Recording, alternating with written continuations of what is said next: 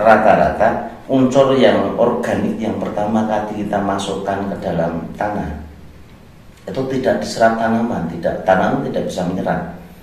Ujung-ujungnya ya tanaman itu tetap tidak akan subur walaupun sudah kita kasih pupuk organik yang banyak.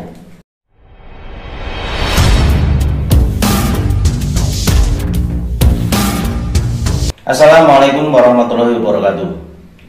Banyak petani yang ada di Indonesia ini ya mungkin ciri khas dari teman-teman kita itu selalu pengen mencari sesuatu hal yang gampang, yang mudah, yang simpel kan gitu.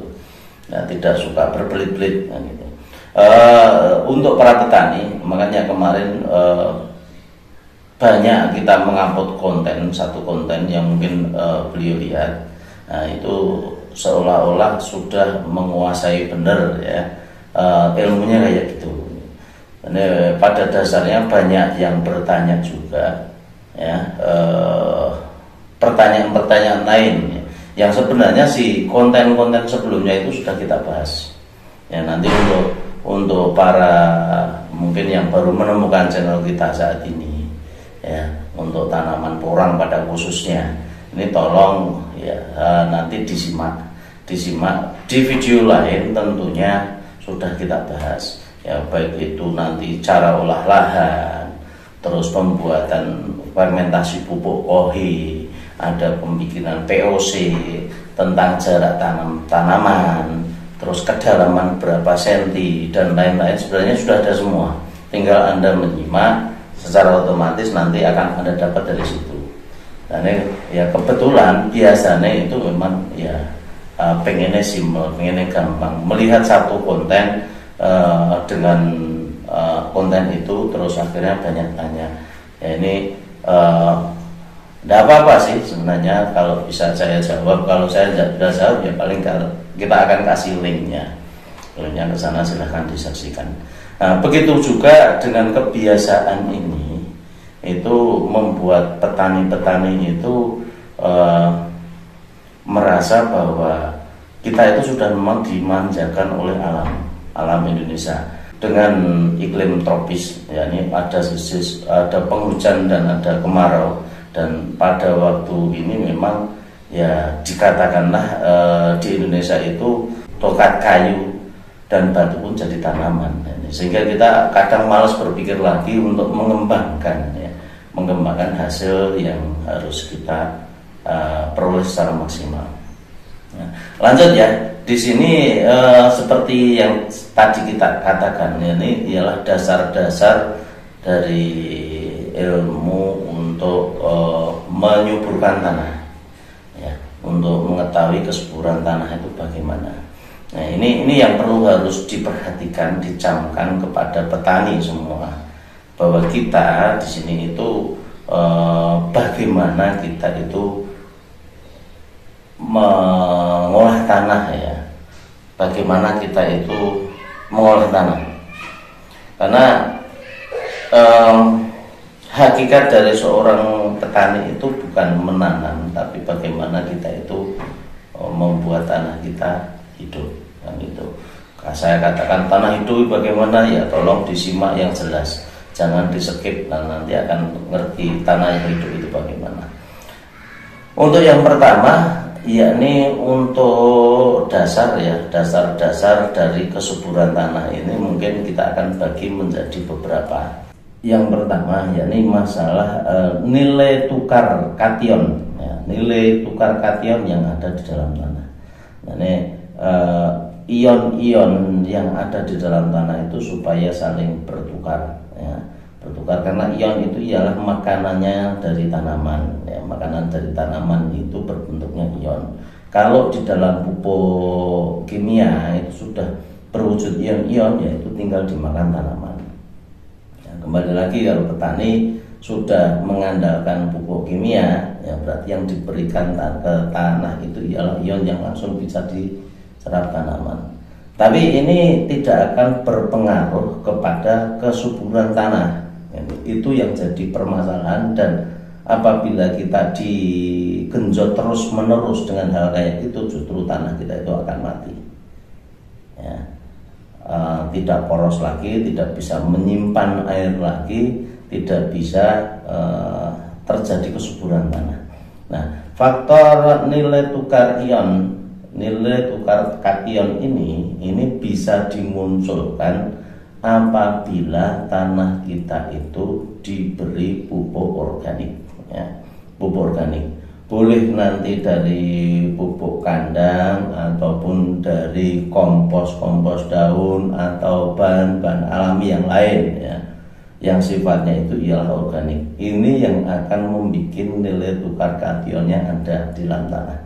Ini yang pertama kali, ya. Pertama kali berarti untuk tanah itu supaya ada nilai tukar kation harus diberi yang namanya unsur organik. Berapa dosisnya? Kalau yang namanya dosis untuk organik itu tidak ada dosisnya.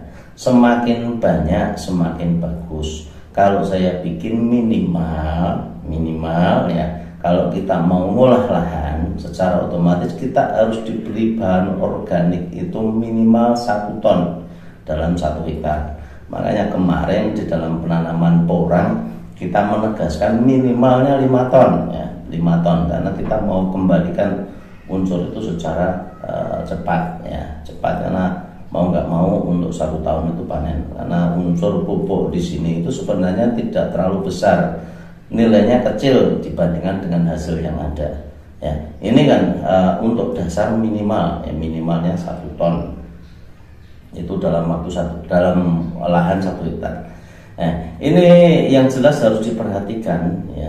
Ini untuk pupuk, ya, pupuk kohi ataupun untuk kompos dari pupuk daun dan sebagainya. Ini ialah perlu diperhatikan, itu harus terfermentasi, ya. Yang fermentasi kemarin sudah diupload, ya. Silahkan nanti cara fermentasinya dicari, ya.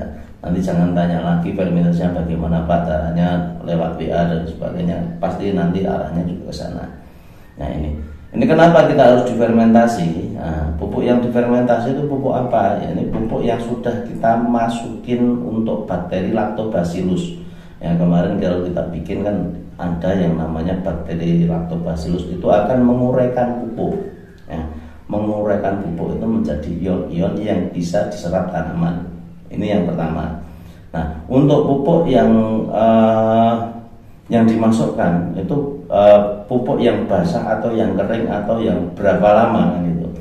Pada dasarnya pupuk yang belum difermentasi itu, ya, untuk ion-ionnya itu biasanya memang ada yang sebagian sudah jadi, tapi rata-rata belum jadi. Walaupun itu pupuk kandangnya sudah usianya 2 tahun, ada yang 3 tahun, 4 tahun, 5 tahun, atau mungkin sampai 10 tahun, itu belum tentu pupuk yang terfermentasi.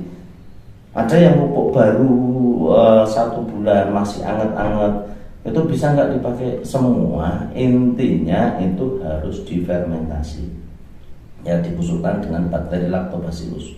Nah, baiknya lebih baik mana? Ya tentunya lebih baik pupuk yang sudah lama, karena fermentasi itu membutuhkan waktu juga. Nah, pupuk yang 2 tahun dan 3 tahun, ya, itu tidak serta-merta akan kita masukkan ke lahan langsung. Mau nggak mau juga harus kita fermentasi dulu, ya. Fermentasi dulu supaya nanti terurai unsur-unsur ion-ionnya itu terurai supaya diserap tanaman, ya. Ini yang perlu diperhatikan sekali untuk masalah olahan dasar. Terus bagaimana apabila kita itu dikasih pupuk kimia, ya. Rata-rata petani-petani yang instan itu selalu akan mengejar dengan pupuk kimia, baik itu yang banyak mengandung unsur NPK, ya, secara kimia itu sebenarnya sudah masuk. Tapi dampaknya nanti apabila kita masukin pupuk kimia, ya, tanahnya nanti tidak akan jadi poros lagi. Makanya akan bantat, akan keras, tidak bisa menyimpan air. Begitu unsur kimia habis, tanaman itu nanti jadi drop lagi. Ini unsur pertama. Makanya untuk mengolah lahan dasar, ya, dalam pertanian, 1 itu harus mutlak diperhatikan, ya. beri kesuburan pada tanah, beri yang namanya unsur organik semaksimal mungkin, semakin banyak akan semakin baik, ya, untuk supaya ada ion-ion yang ada di dalam tanah. Ingat tadi kuncinya ada di fermentasi, ya, fermentasi di lahan itu supaya nanti akan lebih baik. Itu yang pertama. Terus yang kedua, ya, unsur yang kedua yang tidak kalah penting yang harus kita perhatikan dalam kesuburan tanah ini ialah masalah pH tanah. Ya, pH tanah ini ialah apa? Ialah derajat keasaman dari tanah. Rata-rata untuk pH tanah itu masing-masing daerah itu berbeda. Ya, ini berpengaruh sekali. Kenapa saya katakan berpengaruh sekali? Ya, ini masalah pH itu usahakan ya minimal itu pH di angka 5,5 ya, 5,5 atau 6. Nah, kemarin sudah kita ungkap bagaimana cara menaikkan pH. Nah, itu dengan adanya penaburan kapur dolomit, ya, ini ukurannya per 1 hektar itu ialah 1 ton. Tapi itu sendiri tidak serta-merta nanti akan bisa merubah pH yang ada di dalam tanah, ya. Begitu kita tabur dan sebagainya, terusan kita campur lagi dengan itu, tidak akan serta-merta merubah langsung pH. Misalkan dari 5 diangkat ke 7, 1 hektar berarti butuh 2 ton, begitu dia masukkan 2 ton nanti akan serta-merta merubah. Itu tidak akan bisa terjadi kayak gitu. Nah, itu butuh waktu, butuh proses.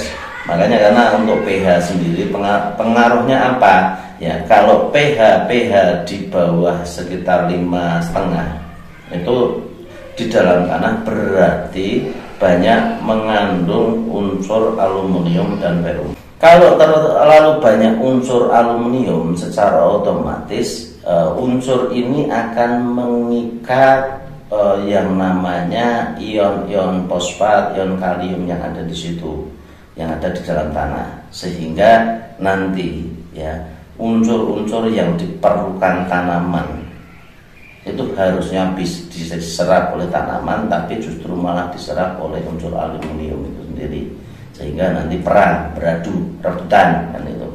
Kalau pH-nya turun, makanya rata-rata unsur yang organik yang pertama kali kita masukkan ke dalam tanah itu tidak diserap tanaman, tanaman tidak bisa menyerap. Ujung-ujungnya ya tanaman itu tetap tidak akan subur walaupun sudah kita kasih pupuk organik yang banyak. Ya, berarti secara otomatis apa? Ya harus kita menaikkan pH, berarti harus menambahkan yang namanya kalsium. Ya, secara otomatis ya dolomit itu harus kita tambahkan. Begitu kita tambahkan pun secara otomatis tidak akan serta-merta merubah. Makanya di sini perlu sangat diperhatikan bahwa perhatikan yang namanya pH. Nanti untuk petani saya silahkan nanti untuk cari alat pH meter kayak gini. Ya, ini karena nanti senjatanya petani. Nah, begitu tanah kita drop, pH-nya drop, otomatis tanaman tidak akan bisa menyerap. Ya, karena unsur-unsur ion yang dibutuhkan tanaman itu akan diserap unsur yang lain. Makanya untuk supaya ini diserap tanaman perlu yang namanya ditambahkan terus menerus kontinu, ya. Ini untuk unsur kalium ya, di dalam tanah supaya nanti unsur kalium dan magnesiumnya tinggi, sehingga kalau sudah tinggi unsurnya itu aluminium tidak akan mengikat yang namanya fosfat. Nah, fosfat itu sendiri kan kemarin sudah kita bahas, itu unsur makro, ya, unsur makro yang ada di dalam tanaman. Nah, kalau sudah unsur makronya terikat oleh aluminium, tanaman tidak bisa makan, ya secara tanaman kita itu tidak akan bisa maksimal. Yang harus kita bebaskan yakni masalah unsur yang tadi harus kita bebaskan dari yang diikat aluminium supaya bisa diserap tanaman. Nah, secara otomatis kita harus beri kalium yang tinggi, ya, magnesium yang cukup. Makanya ini pengaruhnya apa? Ya, ini pengaruhnya yakni pada perawatan tanaman nanti. Ya, apabila perawatan tanaman kita itu maksimal, ya secara otomatis itu akan baik. Makanya di sini saya menganjurkan ya tiap minggu ya minimal 10 hari sekali lah kita melakukan perawatan tanah. Perawatan tanah setelah tanaman kita itu olah lahan, dasarnya sudah ada, tanaman kita masuk sudah kita masukkan, ya kita perlu perawatan. Karena apa? Unsur-unsur kalium ini kalau tidak tinggi ini nanti akan bahaya. Kenapa bahaya? Karena kalium ini juga diserap tanaman. Kalau sebagian kalium itu sudah diserap tanaman, kaliumnya habis, berarti pH-nya pasti akan drop. Nah, kalau pH-nya drop lagi, untuk fosfatnya tidak bisa diserap tanaman lagi. Makanya harus kita rawat tiap minggu sekali. Kita lakukan penambahan. Ya, penambahan dengan apa? Ya kalau kita bikin kemarin dari pupuk organik cair. Pupuk organik cair itu nanti untuk kandungan-kandungan yang kita bikin, yakni dari fosfat, kalium dan nitrogennya. NPK-nya komplit. Makanya kita masukkan ke situ dan tiap saat, tiap minggu sekali kita lakukan penyiraman. Kalau yang di mulsa itu bagaimana? Ya silahkan dituang aja di dalam plastik yang di lubang itu. Nah, supaya apa? pH-nya memang dijaga. Nanti silahkan dites untuk pH-nya. Kalau pH yang baik, yaitu ialah pH yang minimal itu di angka 5,5 atau pH 6. Kalau bisa lebih dari itu ya akan lebih baik kan itu. Makanya perlu adanya pH ini lebih baik, itu perlu sangat dijaga. Rata-rata untuk lahan-lahan gambut itu untuk komposnya terlalu banyak, tapi tidak ditanami tidak mudah, susah. Itu karena apa? Ya karena pH-nya drop. Dan unsur-unsurnya itu sebenarnya buahnya cuman diikat oleh aluminium, tidak bisa diserap tanaman. Berarti harus diangkat pH-nya. pH-nya diangkat, rata-rata nanti untuk ditambahkan untuk dolomit yang banyak supaya nanti benar-benar lahan itu unsur-unsur kadionnya bisa dimakan oleh tanaman. Ini yang perlu diperhatikan. Ya, ini masalah pH. Ya, paham ya untuk masalah pH. Terus yang unsur ketiga ini yang tidak kalah, yakni masalah tekstur tanah atau kontur tanah. Nah di situ. Ini sebenarnya kalau masalah yang ketiga ini bisa kita akali ya, untuk tekstur tanah atau kontur tanah ini. Karena apa? Ada tanah-tanah banyak yang terjadi. Ada tanah yang namanya tanah liat, ada yang tanah merah, ada yang tanah hitam, lempung dan sebagainya, tanah berpasir. Ya kalau kita mau memilih ya silahkan dipilih. Karena kontur tanah yang sudah poros itu paling banyak itu ya tanah yang berpasir. Ya, tanah liat yang mungkin berpasir itu lebih poros, airnya bisa meresap langsung hilang, langsung nyimpen air di situ. Nah, ini kalau milih tanah di situ. Makanya kemarin banyak kita tekankan untuk supaya tanah itu terjadinya bisa menyerap air, menyimpan air. Makanya kemarin kita tegaskan untuk masalah pupuk, tolong nanti dikesli sekam mentah, tolong difermentasi supaya nanti apa? Yaitu tekstur atau kontur tanah itu sebenarnya sudah ada di situ. Dan sudah tanahnya sudah gembur. Menggemburkan tanah itu lebih gampang dengan adanya itu. Dan untuk tanah kayak apapun, ya, tanah kayak apapun bisa nggak kita tanami? Tentunya bisa. Ya, tinggal kita mau mengaturnya bagaimana. Setelah tekstur tanah atau kontur tanah kita jaga, pH-nya juga kita jaga, unsur organiknya yang di sini yang kita siapkan. Nah, dari 3 unsur itu apabila kita sudah penuhi semua, secara otomatis insya Allah tanah itu sudah bagus. Dan jangan lagi untuk para petani bingung lagi ya, karena banyak di luar sana itu yang menggunakan ya ini, menggunakan itu hasilnya akan meningkat 40%, 30% dan sebagainya. Ya, ini tolong diperhatikan. Hal-hal yang kayak gitu itu ialah tambahan, faktornya tambahan. Kalau kita main di mobil atau di motor itu namanya modifikasi, ya. Untuk dasarnya ya 3 unsur tadi. Ya, ini perhatikan yang namanya unsur organik yang ada di dalam tanah, yang kedua pH tanah, yang ketiga kontur tanah. Ya. Kalau sudah unsur itu kita penuhi, ya tinggal yang nanti ya untuk unsur-unsur lain. Makanya ada konten-konten yang membahas masalah ada yang namanya jamur A atau jamur B atau jamur C, nanti pengaruhnya 40% ke dapat tanaman dan sebagainya. Itu bolehlah nanti dilanjutkan itu, ya. Tapi sebanyak apapun pupuk, ya, sebanyak apapun pupuk Anda yang dimasukkan ke dalam tanah, nah, itu belum tentu akan berpengaruh apabila 3 faktor tadi itu belum Anda penuhi. Banyak pupuk kandang yang Anda masukkan, pH-nya tidak diangkat, ya secara otomatis tadi itu akan diserap, diikat oleh aluminium, tidak bisa dimakan tanaman. pH-nya sudah diangkat tapi organiknya tidak ada, ya sama aja bohong. Yang mau dimakan apa, yang mau diserap itu apa.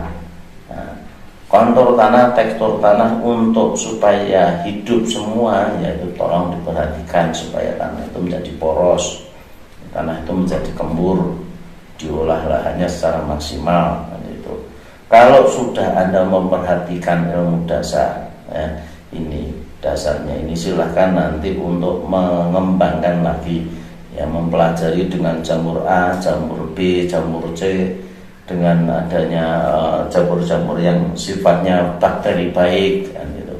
Nah, ini silahkan nanti ditambahkan. Intinya yakni pada 3 unsur tadi ini harus dipahami dulu kalau Anda pengen bercocok tanam supaya baik. Kalau tanpa ini diperhatikan, yakinlah nanti untuk faktor-faktor tadi tidak akan bekerja secara maksimal. Nah, kembali lagi untuk masalah perawatan tadi, ya, perlu sedikit mungkin terlewatkan. Jadi perawatan itu, yakni tadi saya menyatakan dengan adanya penambahan pupuk organik cair yang kandungan kalium dan magnesiumnya lumayan tinggi supaya menjaga pH. Nah, secara otomatis karena kalium dan magnesium itu juga diserap tanaman, secara otomatis nanti semakin tanaman itu semakin besar, membutuhkan kalium dan magnesium serta fosfat yang semakin banyak. Makanya untuk perawatan sendiri ini dosisnya semakin besar tanaman yang perlu diperhatikan semakin banyak. Kalau misalkan dengan penambahan POC 1 minggu sekali pada waktu tanaman kita kecil, bolehlah nanti dikatakan dikasih yang namanya POC dalam 1 tangki itu dikasih 1 liter. Ya. Tapi untuk tanaman kita sudah semakin besar, ya secara otomatis nanti mungkin pada waktu kecil kita dikasih 10 hari sekali dengan dosis 1 liter untuk 1 tangki untuk 15 liter air. Nah, untuk semakin besar nanti mungkin akan ditambahkan sampai dengan 1,5 liter. Nah, ini 1:10 lah misalkan. Nah, itu mungkin waktunya 10 hari sekali. Semakin besar lagi ya semakin banyak harus kita kasih. Nah, mungkin 1 minggu sekali dengan adanya itu. Dan ini benar-benar tanah kita itu terjaga untuk masalah pH, ya, pH tanah. Ini yang harus diperhatikan. Mungkin sementara itu dulu yang bisa saya sampaikan. Mungkin ada salah kata dan kurang lebihnya saya mohon maaf. Billahi taufiq wal hidayah. Wassalamualaikum warahmatullahi wabarakatuh.